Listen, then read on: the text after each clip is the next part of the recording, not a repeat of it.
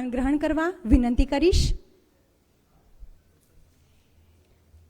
હવે હું વિનંતી કરીશ પોલીસ મહાનિદેશક અને મુખ્ય પોલીસ અધિકારી શ્રી ગુજરાત રાજ્ય શ્રી વિકાસ સહાય સરને કે તેઓ ગુજરાત રાજ્યના મુખ્યમંત્રી શ્રી ભૂપેન્દ્રભાઈ પટેલ સાહેબનું પુષ્પગુચ્છ આપી અભિવાદન કરશે.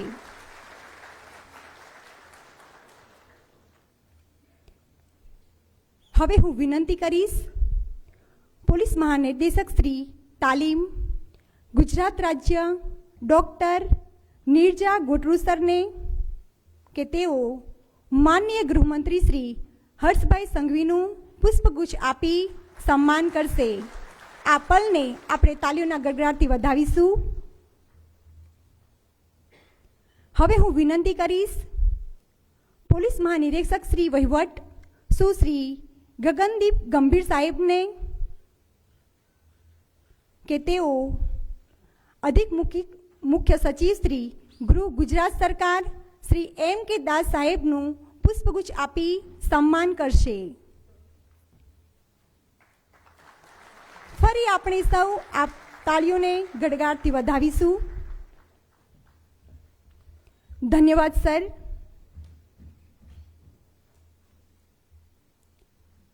હવે હું વિનંતી કરીશ પોલીસ મહાનિર્દેશક અને મુખ્ય પોલીસ અધિકારી શ્રી ગુજરાત રાજ્ય શ્રી વિકાસ સહાય સરને કે તેઓ પ્રસંગોચિત ઉદ્બોધન કરશે.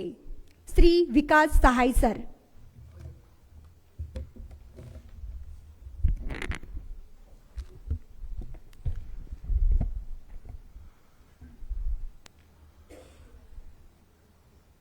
પદક અલંકરણ સમારોહના આ કાર્યક્રમમાં આપણે વચ્ચે ઉપસ્થિત ગુજરાત રાજ્યના મુખ્યમંત્રી આદરણીય શ્રી ભૂપેન્દ્ર પટેલ સર, ગૃહ રાજ્યમંત્રી આદરણીય શ્રી હર્ષ સંઘવી સર,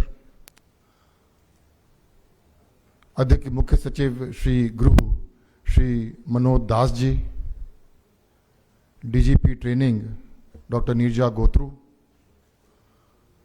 અત્રે ઉપસ્થિત તમામ પોલીસ કર્મચારીગણ, અધિકારીગણ, પ્રેસના મિત્રો અને ખાસ જે અધિકારીઓ કર્મચારીઓને આજે સન્માનિત કરવામાં આવનાર છે એવા તમામ અધિકારીઓ અને એમના પરિવારના તમામ સભ્યો, સ્વજનો, ભાઈઓ અને બહેનો,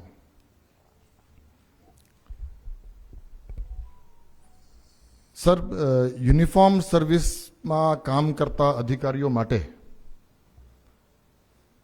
યુનિફોર્મ ઉપર કોઈ એડિશનલ ચંદ્રક, કોઈ એડિશનલ પદક, કોઈ એડિશનલ ફીતો એ જ્યારે પણ લાગે છે ત્યારે આ યુનિફોર્મ સર્વિસના અધિકારી કર્મચારીના મનમાં એક અલગ પ્રકારની ગર્વ અને ઉત્સાહની લાગણી થાય છે. આજે જ્યારે એ લોકોને પદકથી અલંકૃત કરવામાં આવી રહ્યા છે ત્યારે એમના યુનિફોર્મમાં એક અલગ પ્રકારનું એક ચંદ્રક પહેરવાની આ લોકોને તક મળશે અને આ ચંદ્રક એનાયત કરવા પાછળ એ લોકોની જે ઉત્કૃષ્ટ કામગીરી રહી છે, એની કદર થઈ છે, એના કારણે એમનો જે જુસ્સો છે, એમનો જે સેલ્ફ એસ્ટીમ છે, સેલ્ફ રિસ્પેક્ટ છે, જે આત્મવિશ્વાસ છે, એમાં પણ વધારો થતો હોય છે. એટલે આ તમામ અધિકારીઓ કર્મચારીઓને આજના દિવસ ખૂબ મહત્વપૂર્ણ છે અને આ મહત્વપૂર્ણ દિવસમાં માનનીય મુખ્યમંત્રીશ્રી અને માનનીય ગૃહમંત્રીશ્રીની ઉપસ્થિતિ એ લોકો માટે ખૂબ પ્રેરણાનો સ્ત્રોત બનશે અને આપણી હાજરીથી, આપણી ઉપસ્થિતિ છે એ લોકોને પ્રોત્સાહન પણ મળશે. આપની આ હાજરી બદલ સમગ્ર ગુજરાત પોલીસ પરિવાર વતી અને ખાસ કરીને જે અધિકારીઓ આજે સન્માનિત કરવામાં આવનાર છે એના વતી આપનો ખૂબ ખૂબ આભાર વ્યક્ત કરું છું. આજે અલંકૃત થનાર તમામ પોલીસ અધિકારીઓ કર્મચારીઓ અને એમના પરિવારના સભ્યો જે ખૂબ મોટી સંખ્યામાં અહીંયા ઉપસ્થિત છે, આપ સૌને પણ ખૂબ ખૂબ શુભકામનાઓ, ખૂબ ખૂબ શુભેચ્છાઓ. ભવિષ્યમાં પણ આ પ્રકારની ઉત્કૃષ્ટ કામગીરી કરતા રહેશો, મને સંપૂર્ણ વિશ્વાસ અને આસ્થા છે. જય ભારત, જય હિન્દ.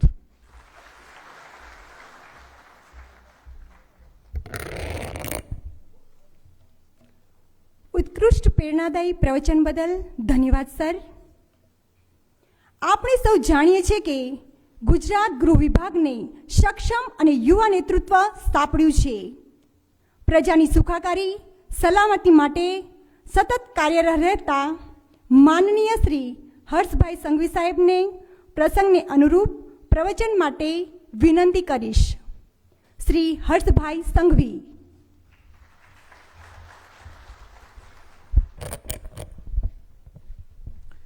પોલીસ ચંદ્રક અલંકરણ સમારોહમાં આપની સૌની વચ્ચે ઉપસ્થિત ગુજરાતના લોકપ્રિય મુખ્યમંત્રી આદરણીય શ્રી ભૂપેન્દ્રભાઈ પટેલ સાહેબ, ગૃહ વિભાગના એસીએસ શ્રી મનોજ દાસજી, ગુજરાત પોલીસ વડા શ્રી વિકાસ સહાયજી,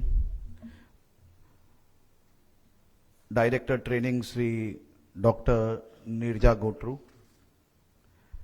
સર્વપ્રથમ તો આજે હું ગુજરાત પોલીસના સૌ અધિકારીઓને અને પોલીસ પરિવારના સૌ પરિવારજનોને ખૂબ ખૂબ શુભકામનાઓ અને અભિનંદન પાઠવું છું. આજે અનેક લોકો જેમને પોલીસ ફોર્સમાં રાજ્યની શાંતિ, સલામતી, સુરક્ષા, રાજ્યના નાગરિકોને ભયમુક્ત જીવન અને બધી જ પ્રકારે બધા જ સમયે રાજ્યના નાગરિકો જોડે ઊભા રહેનાર પોલીસ ફોર્સના ચુનિંદા અધિકારીઓને આદરણીય મુખ્યમંત્રી શ્રી દ્વારા president police medal four distinguish service અને પોલીસ મેડલ ફોર મેરિટોરિયસ સર્વિસના જે મેડલ પ્રાપ્ત થયા છે, અલંકરણ થવાના છે. હું ગુજરાત પોલીસ ફોર્સના આ બધા જ અધિકારીઓને એટલે અભિનંદન આપવા માંગુ છું કારણ કે આ મેડલ એના અનેક નોર્મ્સ છે. પ્રેસિડેન્ટ મેડલના 25 વર્ષ સુધીની જે આપની કાર્ય છે અને એ કાર્ય સિવાય બી અનેક નોર્મ્સ પછી આ મેડલ્સ પ્રાપ્ત થાય છે. અને મેરિટોરિયસ સર્વિસમાં બી 18 વર્ષના જે નોર્મ્સ છે ને એના સિવાયના જે બીજા નિયમો છે એ બધા જ નિયમોનું પાલન કર્યા પછી આ મેડલ્સ આપવામાં આવે છે. આ મેડલ્સ પ્રાપ્ત કરનાર સૌ અધિકારીઓને રાજ્યના સૌ નાગરિકો વતી હું અભિનંદન આપું છું. સાથે સાથે હું સૌ પોલીસ અધિકારીઓના પરિવારોના આંખમાં આજે એક અલગ જ પ્રકારની ખુશીઓ જોઈ શકું છું. આ મેડલ પાછળ માત્ર આપની કાર્ય જ નથી જોડાયું, તમારા કાર્ય જોડે જોડે તમારા પરિવારનો ત્યાગ બી આ મેડલ પાછળ ખૂબ જ મહત્વનું છે. અને હું સૌ માતાઓને, સૌ બહેનોને, સૌ વડીલોને વંદન કરું છું, આપ સૌને અભિનંદન આપું છું. કારણ કે એક સારા પોલીસ અધિકારી પાછળ એમના પરિવારના ઓછામાં ઓછા 4 સભ્યોએ જીવનની અનેક ખુશીઓ સેક્રિફાઈસ કરવી જ પડતી હોય છે. ઘણા લોકો નાનો મોટો ટાઈમ મેનેજમેન્ટ કરી લેતા હોય, પરંતુ ગમે તેટલું ટાઈમ મેનેજમેન્ટ કરી લો, પોલીસ એટલે અડધી રાત્રે શું થાય અને અડધી રાત્રે ક્યાં જવું પડે એનું કંઈ નક્કી ના હોય. અને સૌથી વધારે અગર કોઈએ સેક્રિફાઈસ કરવું પડતું હોય છે તો એ પરિવાર હોય છે. અને સૌ પરિવારજનોને હું સર્વપ્રથમ અભિનંદન આપું છું. પહેલા અભિનંદનના હકદાર એ આ અધિકારીઓના પરિવારજનો છે અને પરિવારજનોને હું અભિનંદન આપું છું. સામાન્ય રીતે એક વ્યક્તિ જ્યારે જવાન થાય, ટીનેજની અંદર એક સપનું દેખે કે યુપીએસસીની પરીક્ષા આપીશ અને પરીક્ષા પછી આઈએએસ બનીશ, આઈપીએસ બનીશ અને સરકારની વિવિધ નોકરીઓમાં દેશ અને રાજ્યની સેવા કરીશ. આમાં અનેક લોકો એવા હશે કે જે ગુજરાત કેડરના હશે, જીપીએસની અંદર પાસ થયા હશે, આપણે તમામ લોકો અનેક સપનાઓને અનેક મહેનત પછી ગુજરાત પોલીસના એક મહત્વની જવાબદારીઓ પર આવ્યા છે. આપણે હંમેશા જોતા હોઈએ છીએ કે ઇનપુટ શું છે. ઇનપુટની સામે આઉટપુટથી મનને શાંતિ મળે છે કે નહીં, એ બી તમામ લોકોએ જરૂરથી જોવું જોઈએ.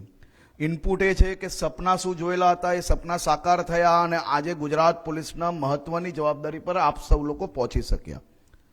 એની જોડે જોડે તમે સૌ લોકો અનેક પદ મેળવી લેશો, અનેક પદ હોય, શક્તિ હોય, તમને તાકાત મળી જશે. પરંતુ શું આ તાકાત જોડે જોડે લોકોને સહયોગ કરવાનો વ્યવહાર આપણે બનાવી શક્યા છે? આપણે સૌ લોકો અલગ અલગ વ્યવસ્થાઓ માટે પોતે હંમેશા એવું માનતા હોઈએ છે કે આ જગ્યા પર આ જવાબદારી તો હું જ સારી રીતે નિભાવી શકું, એવું તમામ લોકો વિચારતા હોય છે અને માનવ સહજ સ્વભાવ હોય છે. પરંતુ આપણે જે જગ્યા પર છે તેને વધુમાં વધુ ન્યાય આપી શક્યા છે કે નહીં, એ બી આપણે સૌ લોકોએ સમય અંતરે પોતાના અંતર્મનને જરૂરથી પૂછવું જોઈએ, જાણવું જોઈએ. એક ડૉક્ટર પાસે પેશન્ટ